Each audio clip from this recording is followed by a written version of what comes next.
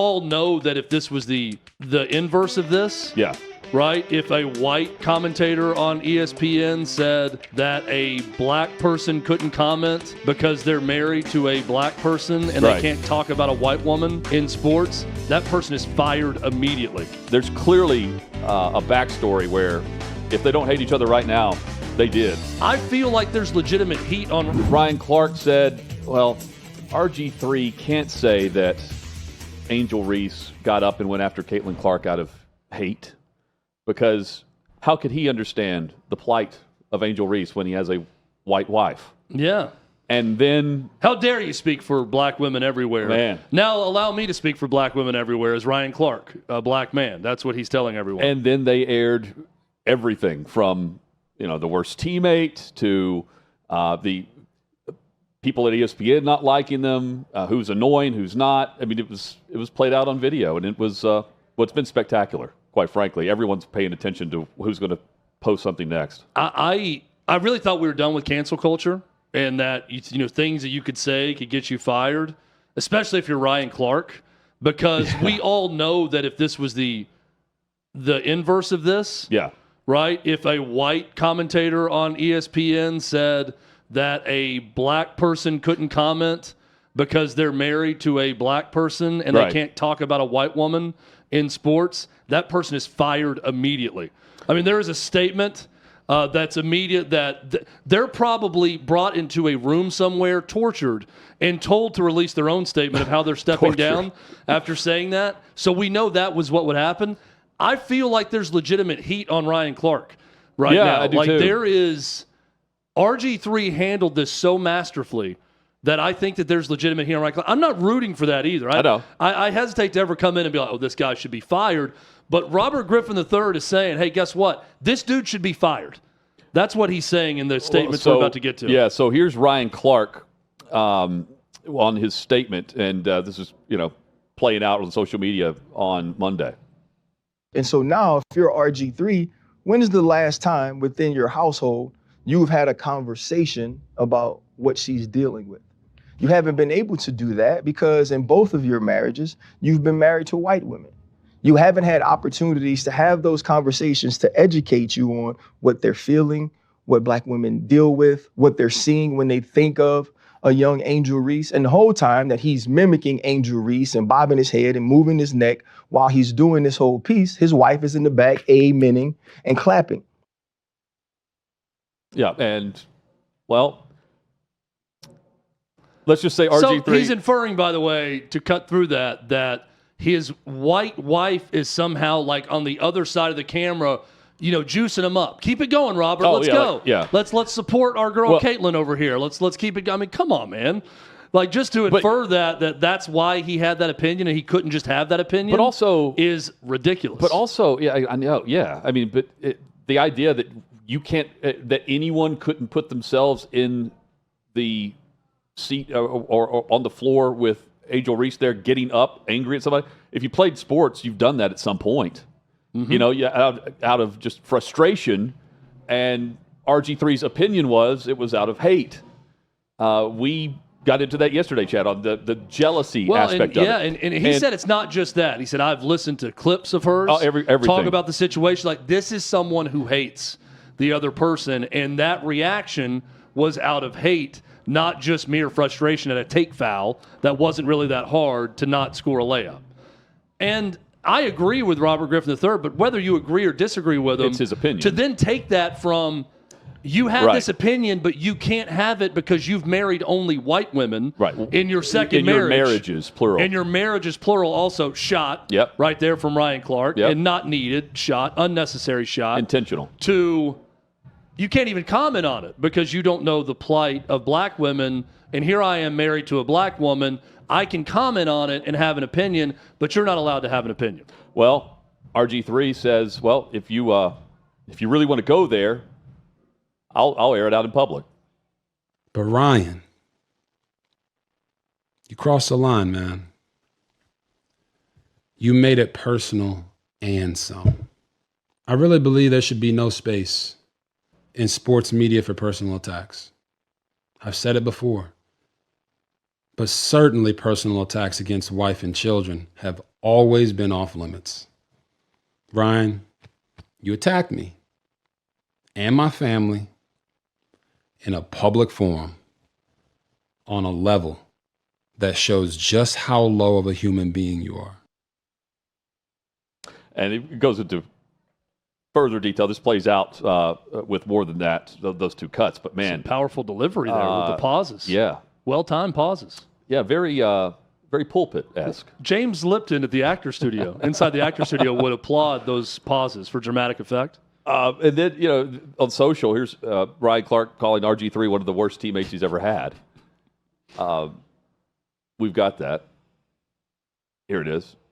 Going in, instead of doing this on video, he now goes into detail, urging people to let RG3 be RG3. I think probably no matter how corny you are. Probably smart to stay away from the video response on this and just go ahead and just tweet through it. Yeah. With a long tweet. Bruh, you know what it is with me and you. I saved you the entire season on Monday Night Football. So here, there's a television teammate shot.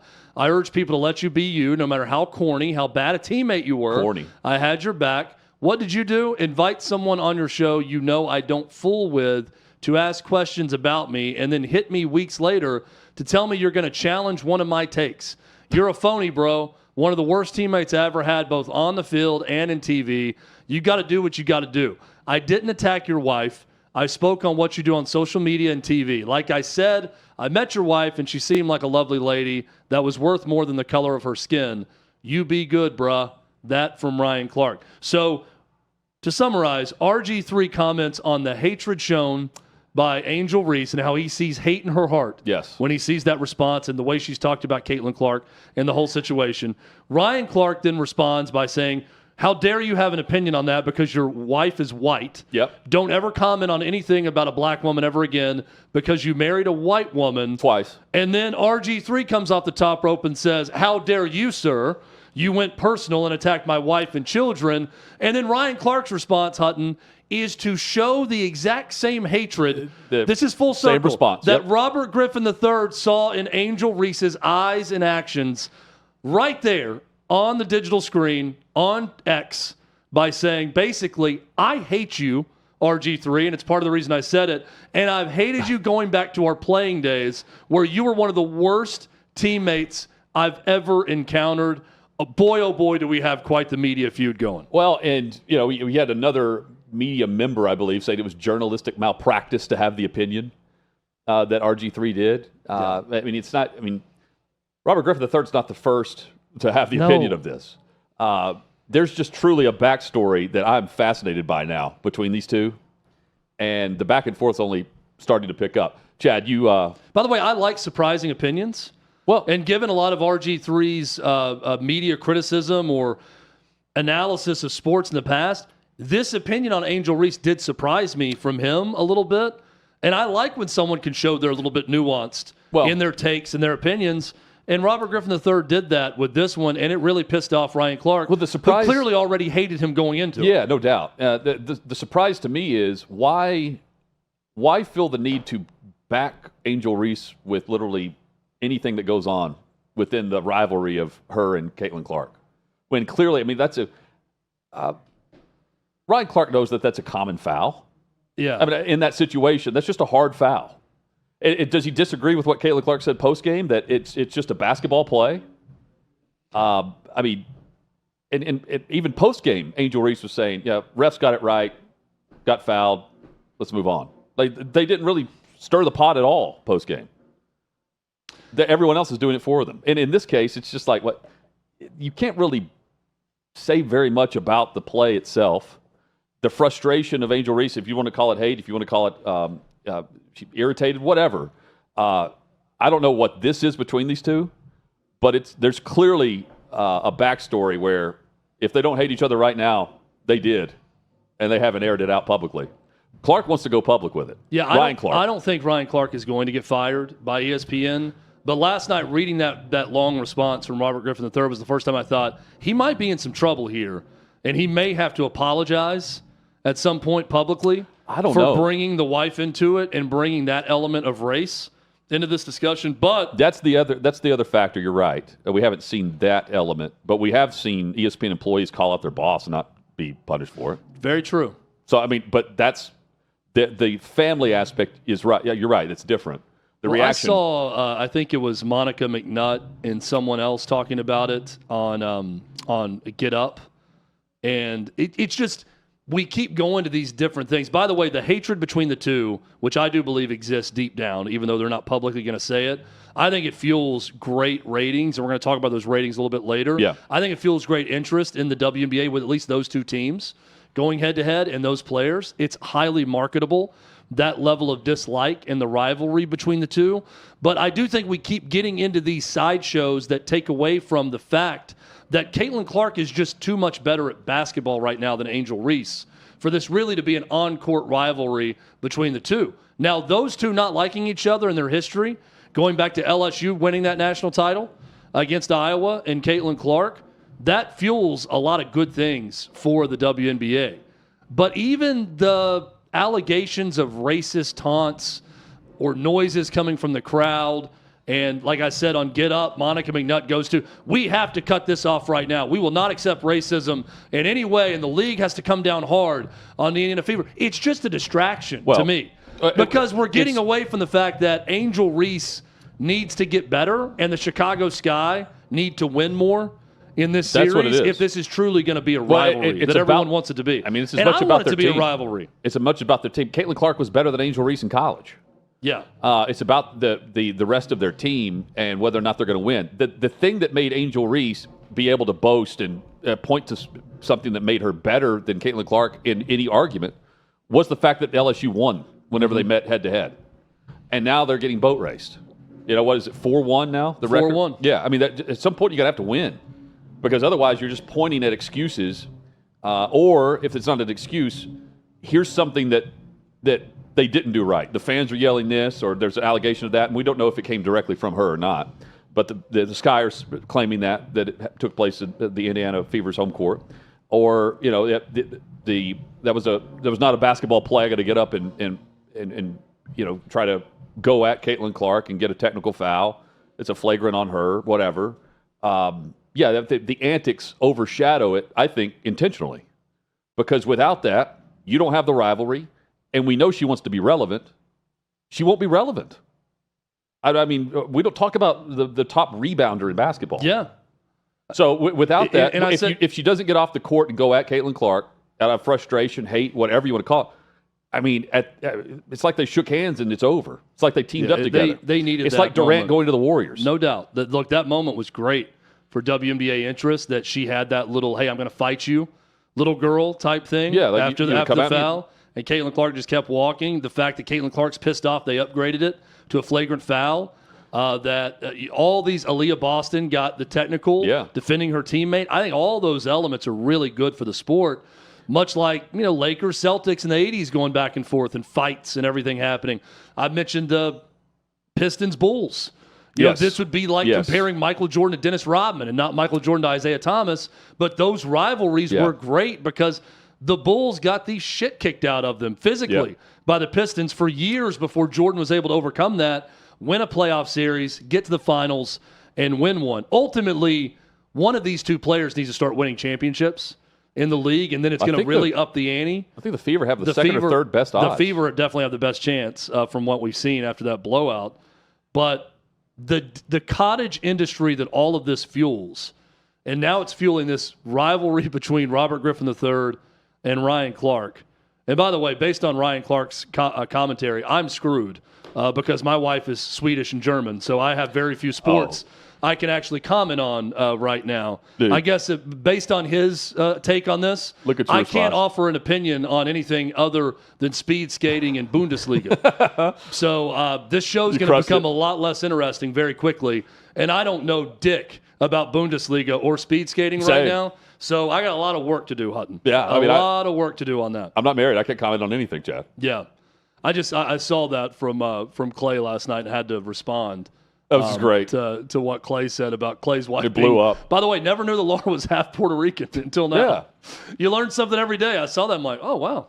Yeah, I mean that would be an amazing game to play though. Is like who's everyone's significant other, and then that's all you can comment on in sports media, in political media, and any media based on what Ryan Clark's saying. I mean, Ryan Clark is basically telling us that we all have to, as white men, and commenting on the plight of Angel Reese, we need like a black version of only approved his approval of like Siri or AI. Yeah. Where we have to go to Gemini and ask what would be the actual response. What is Angel Reese feeling? Because I wouldn't know, because I can't pretend to put myself in the situation of being, fouled hard by a rival.